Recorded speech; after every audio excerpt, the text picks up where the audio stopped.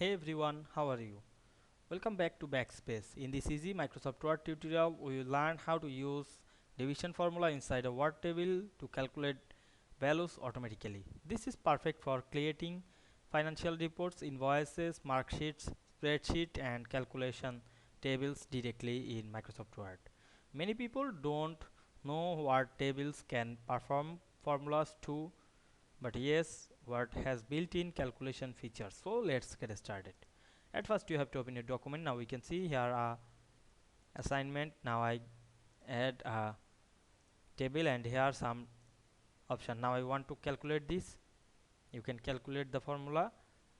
Now we go to the computer Windows menu and we can see here the calculate option. You can calculate this to this calculator.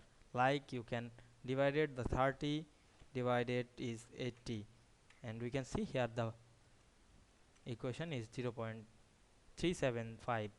Is this process is very easy. You can make all this process to using this. I hope you understand this process. If this video helped you, don't forget to like, comment and subscribe my channel to get more than important video very soon. Thanks for watching.